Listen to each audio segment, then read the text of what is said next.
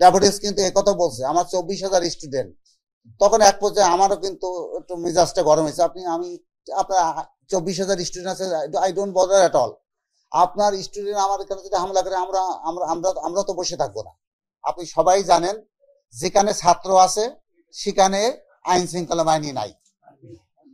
Army কেন, কোনো আইন শৃঙ্খলা বাহিনী নাই। অবশ্যই নিরাপত্তা নিয়ে শঙ্কা প্রকাশ করছি। সাংবাদিক, আপনার সত্য জিনিসটাকে তুলে দেওয়াটাই উচিত।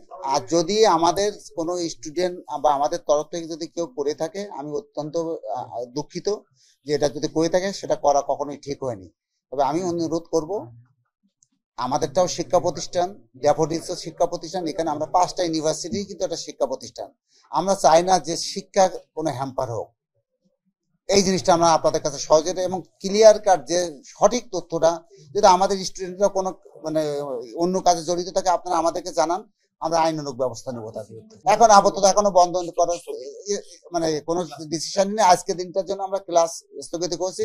পরে আমরা সিন্ডিকেটের মিটিং বসবো। আমরা সিন্ডিকেটের মিটিং এর ডিসিশনে পরে আমরা বোর্ড অফ ট্রাস্টিকে জানাবো যে সিন্ডিকেটের মতামত, তারপরে তাদের ডিসিশন অনুযায়ী আমরা অ্যাকশন নেব। অনলাইনে বলছে কি, এখন আমাদের সেমিস্টার তো শেষ পর্যায়ে।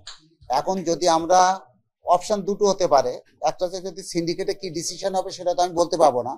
যেহেতু সিন্ডিকেটের সভাপতি আমি এবং আমার পাশে আমার শিক্ষকরাই সিন্ডিকেটের মেম্বার, তাদের সাথে আলোচনা করেছি। তারা বলছে স্যার, যদি কোনো কারণে যদি অ্যাফেক্টেড হয়ে যায়, শেষ সম্বল হয়তো বা আমাদের অনলাইনে যাওয়া লাগতে পারে। কিন্তু সিন্ডিকেটের 2জন এক্সটার্নাল মেম্বার আছেন, একজন ঢাকা ইউনিভার্সিটির আর একজন ইয়ের থেকে, আর মিনিস্ট্রি অফ এডুকেশনের। আমি চাইলেও তো পারবো না, ওই 2জন সদস্যের মতামত না নিয়ে আমি কোনো ডিসিশন তো নিতে পারবো না। যখন আমাদের কাছে যে 11 জন ড্যাফোডিলসের যে দুষ্কৃতিকারী, হামলাকারী, যাদের আমরা ওয়ান ডে স্পটে ভাঙচুর অবস্থায় ধরছি, তাদের ব্যাপারে যখন ডিসিশন হলো, ইউজিসি যখন বললো তাদেরকে ছেড়ে দেওয়ার জন্য, তখন আমি আমার স্টুডেন্টকে বললাম, তারা বললো স্যার, এই সন্ত্রাসীকে আমরা ছাড়তে পারবো না। তখন ইনডিরেক্টলি তারা বলে, স্যার আমার কিন্তু 24,000 স্টুডেন্ট। ড্যাফোডিলস কিন্তু একথা বলছে, আমার 24,000 স্টুডেন্ট।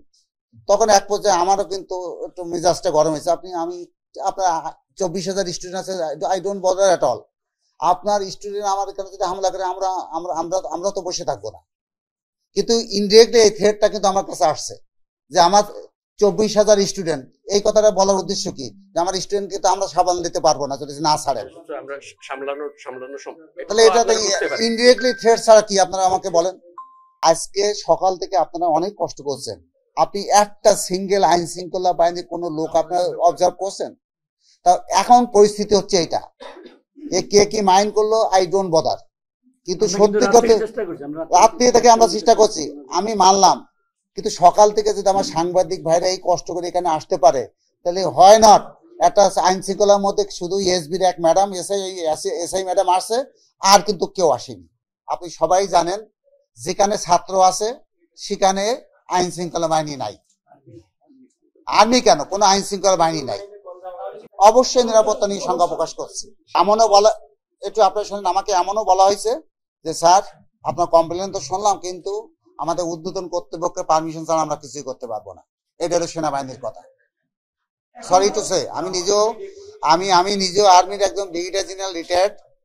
আমি নিজেই কিন্তু অথরিটি নিয়ে কথাটা বলছি। আমার সাথে যে কথা হয়েছে সেটাই বলছি আপনাদেরকে।